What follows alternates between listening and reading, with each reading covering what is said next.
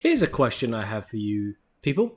Will the Spider-Man brand new day trailer get released this month? Yep, welcome back to the Porter Says podcast, everybody. My name is Heath. Thank you so much for tuning in. In honor of the brand new day trailer, Spider-Man brand new day trailer, coming out, supposedly, that I would go back and rank all the Spider-Man movies, and that's including the Spiderverse films. So I thought it'd be a little fun episode and see if you agree with my rankings.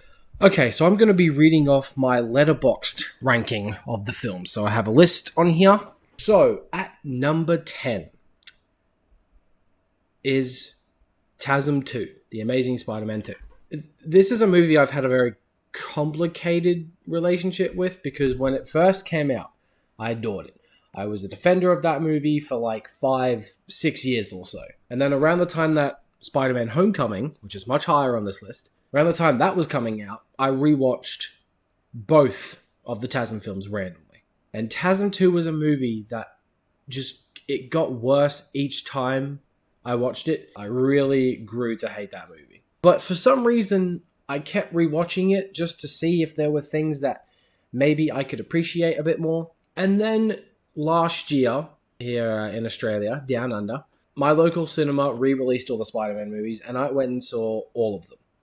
And seeing TASM 2 up on the big screen again kind of brought me back to when I first saw it. And while it's still my least favorite of the live-action Spider-Man movies, or just in general, I was able to see the good stuff that a lot of people point out nowadays, because a lot of people have come around to both of these films, but specifically this one. And look, it's still not a good movie. It's a mess. There's so many subplots that don't go anywhere. All the stuff with Peter's parents, the Green Goblin stuff, Electro is terrible, Rhino's terrible. But you've got great action sequences, great performances from Andrew Garfield and Emma Stone, the best live-action Spider-Man suit we've ever gotten. There's a lot of good stuff in TASM 2. But it's just outweighed by the bad things. At number 9, I have Spider-Man 3, so the last of Tobey's trilogy.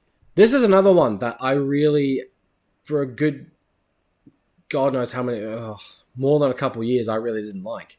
And then I guess kind of rewatching it a couple more times and then seeing it again in theaters when it was re-released, it was just so much fun. And I think, despite it suffering from the same problems that TASM 2 does with too much stuff going on, at least I understand the motivations of the characters and they're clear. Like, I understand why Harry does not like Peter. I understand why Eddie Brock ends up hating Peter Parker. Why Sandman is trying to provide for his daughter. Why he's doing what he's doing. I get all that. All the stuff with Peter and MJ is so much better in this movie than it is in the first two. Spider-Man 3 really does have a lot of good stuff going for it that I never really appreciated until rewatching it last year. Okay, so at number 8, this is probably... A lot of people pick this one to be the worst Spider-Man movie, and I don't really understand it. Some things, sure. I have Spider-Man Far From Home. I really like Far From Home. It is a fun summer trip film. It's interesting to see Spider-Man in different countries, swinging around, doing his thing. I like Mysterio. I think Jake Gyllenhaal does a good job with the material he's given. All the stuff with Peter and Zendaya, or her version of MJ, is really good. There's a lot of stuff in Far From Home that I like. Now, there's some stupid shit too. All the stuff with the drones, like Peter on the bus with Edith, and him sending the drone strike, dumbest thing. It makes Peter Parker look like a complete idiot, and he's meant to be a very smart kid. But I really like the final sequence on the London Bridge with all the big drones coming, and the Mysterio illusion scenes in this film are fantastic. And I like, obviously we get the end credit scene. This is what leads into No Way Home. Yeah, I really like Far From Home quite a bit. Okay, at number 7, I have TASM 1, The Amazing Spider-Man 1. This is a film that from day one, I have just always loved. It's so underrated. It is incredibly underrated. Guys, if I didn't say that enough, like, I think Andrew Garfield in this movie kills it. Emma Stone, great.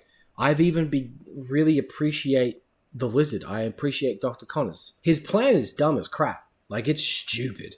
Like, it's a really dumb plan. I think he's a good villain.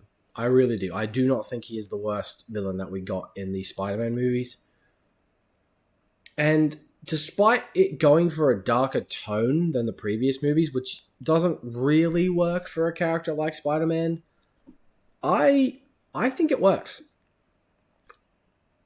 Sorry. And I really like the suit in this one. I like the action sequences. I really like the swinging scenes. The soundtrack for both TASM films are great, but I think I do prefer the one in the first one because it is different, despite what you might think.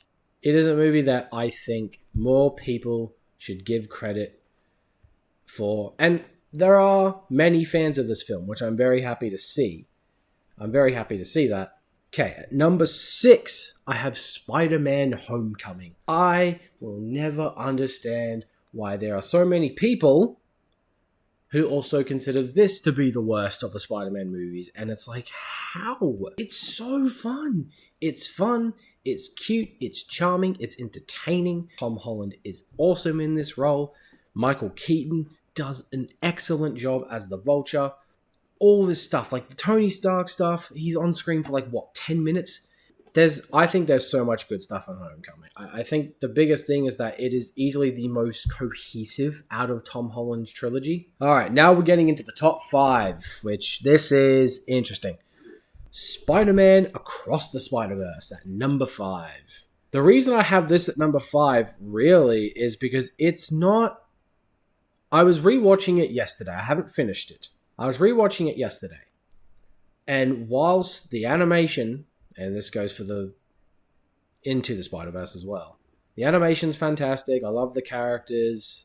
I love how it's well written, just visually stunning. I don't think in Across the Spider-Verse has as much rewatchability as Into, but it was my third time watching it, and I'm like, I've watched, and mainly because obviously Into the Spider-Verse came before. But I have rewatched Into the Spider-Verse so much more. You know what I mean? But Across is great. There's so much good stuff, especially towards the end, and all the stuff with the Spider Society, Gwen's story, Spider-Gwen, Haley Steinfeld kills it with her role.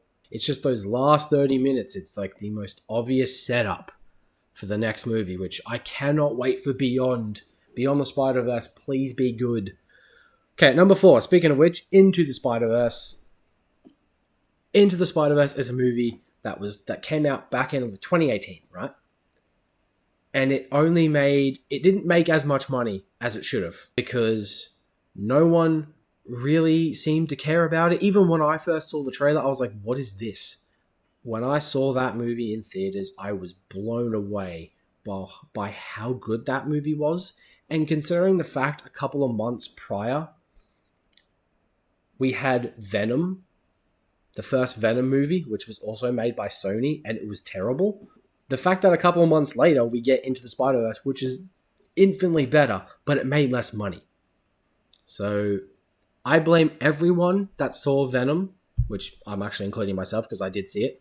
I blame all of you for that movie making $800 million and Into the Spider-Verse only made I don't know, 180, something like that. I don't know. Okay, so top 3, we've got Spider-Man No Way Home.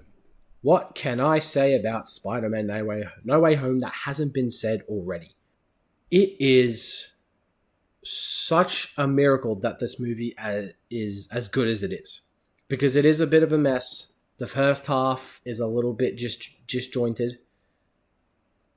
But seeing Tobey Maguire and Andrew Garfield come back to their roles and seeing Alfred Molina as Doc Ock, Willem Dafoe as Green Goblin, even Jamie Foxx as Electro getting a bit of a redemption and making him look better. Tom Holland, nails it in this movie. He is utterly brilliant.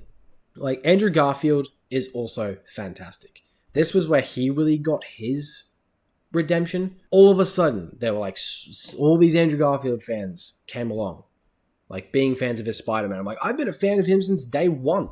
I don't know what you people are smoking. The only thing I will say about No Way Home is that visually it's kind of ugly. Like, it's not the best looking movie, and especially that the climax, as fun as it is, like the climax on the Statue of Liberty, it's really fun to see the three Spider-Men swinging around doing their thing and working with each other, but man, is it ugly. All right. Now we've got my number 2 spot and number 1. These could probably change. Number 1 and 2 are kind of interchangeable, but I'm staying. I'm just going to talk about both of these movies. Number 2, Spider-Man 2, and then at number 1, Spider-Man 1 from 2002, Tobey Maguire. These films, not only are they my 2 favorite Spider-Man movies, they are 2 of my favorite comic book movies of all time. And they're also like some of my just favorite movies in general. They are incredibly well directed. They're well written for the most part. Tobey Maguire does a great job. You've got Willem Dafoe as the Green Goblin in the first one, and he's awesome. And then Alfred Molina as Doc Ock in the second one. The action sequences in these movies. The Times Square sequence in the first one. The final fight between Green Goblin and Spider-Man in the abandoned warehouse. The train sequence in Spider-Man 2. They understand the character of Spider-Man so well.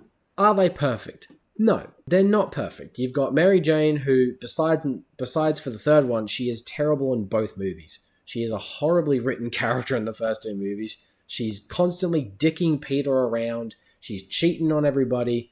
Constantly needing to be saved. Just awful.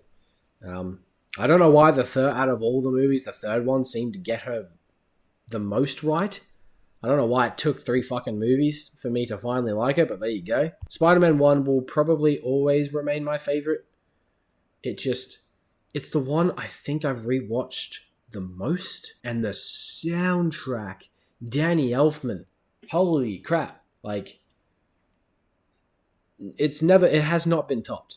And there we go. That is going to be the end of this episode of the Porter Says podcast, where I, Heath, ranked every single Spider-Man movie. I hope you guys enjoyed this one. And, yeah. Goodbye.